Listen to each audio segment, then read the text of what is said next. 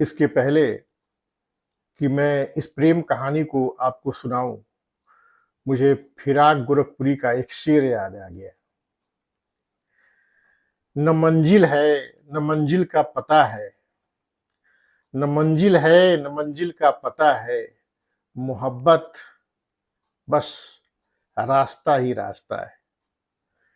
दोस्तों, इस कहानी का शीर्षक है पंखहीन और इसके लेखक है खलील जिब्रान।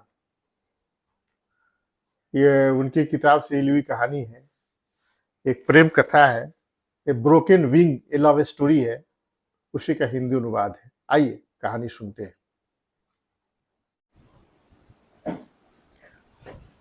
मैं 18 वर्ष का था जब प्रेम ने जादुई किरणों से मेरी आंखों को खोला और पहली बार अपनी गर्म अंगुलियों से मेरी आत्मा को छुआ।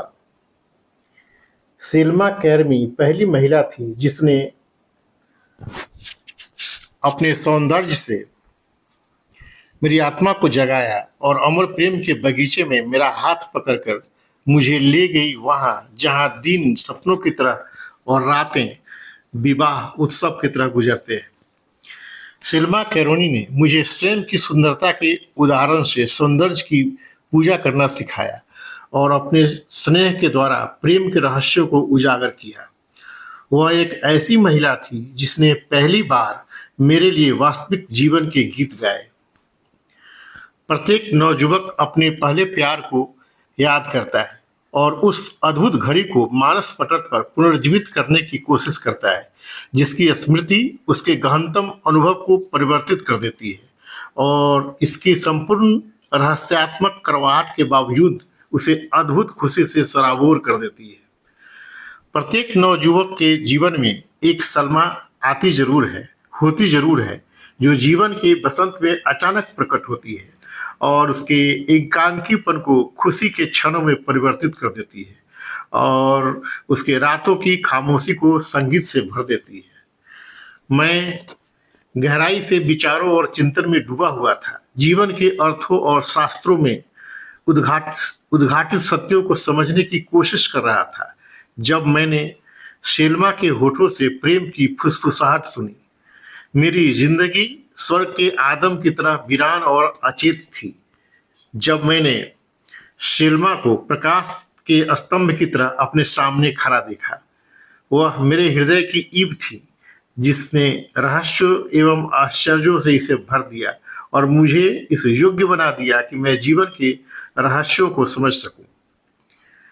पहली ईब ने अपनी इच्छा से आदम को स्वर्ग से बाहर जाने का रास्ता दिखाया था, जबकि शेल्मा ने अपने प्यार और मधुरता के द्वारा मुझे इस योग्य बनाया कि मैंने अपनी इच्छा से पवित्र प्रेम और सद्गुणों के स्वर्ग में प्रवेश किया।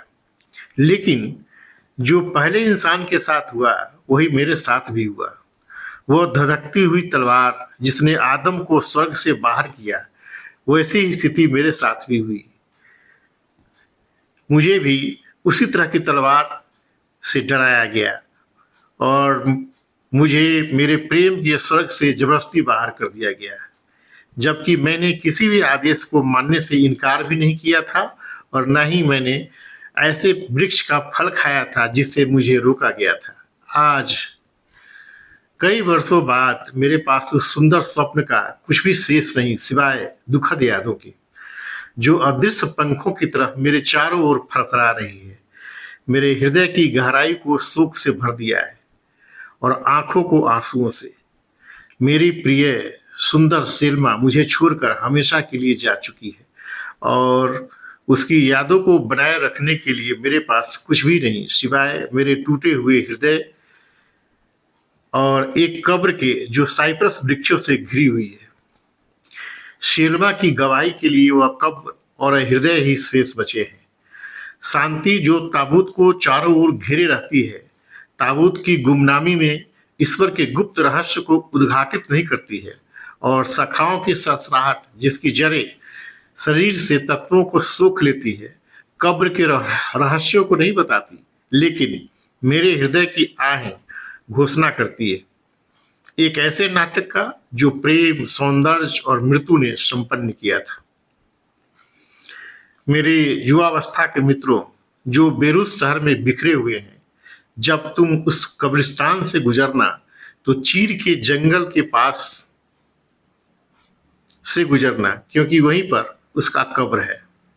शांति से प्रवेश करना और धीमे धीमे चलना, जिससे तुम्हारे पैरों की थप थप मृतकों की निद्रा को भंग ना कर दे। और सेल्मा की कब्र पर विनम्रता पूर्वक रुक जाना, अभिवादन करना उस जमीन को जो उसकी देह को घेरे हुए है, और गहरी सांस के साथ मेरे नाम का उच्चारण करना और अपने आप को कहना, यहाँ जिब्रान की सारी आशाएं जो समुद्र के पार प्रेम के कैदी के रूप में रह रहा है, दफन की गई है। इस जगह उसने अपनी खुशी खो दी थी, अपने आंसुओं को बहाया था और अपनी मुस्कुराहट को भूल गया था। उस कब्र के पास साइप्रस पेड़ों के साथ साथ जिब्रान के दुख भी बढ़ते हैं, और कब्र के ऊपर हर रात उसकी रूह शेल्मा की याद में टिमटिमाती है, साथ देती है वृक्षों की शाखाओं के दुखपूर्ण क्रंदन, विलाप और शेल्मा के जाने का शोक, जो कल जीवन के होठों पर सुंदर धुन थी और आज पृथ्वी के वक्ष पर एक शांत रहस्य।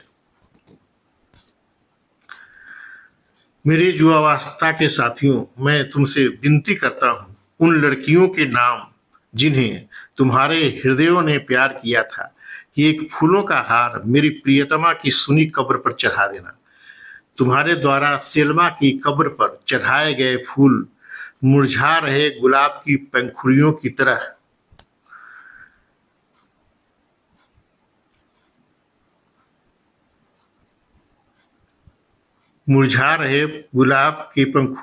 तरह सुबह की आंखों से गिर रही ओस की बूंदों की तरह चमकते और प्रसारित होते रहेंगे।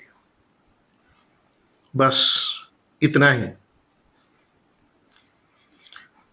तो दोस्तों, ये थी पंखहीन कहानी, एक प्रेम कथा।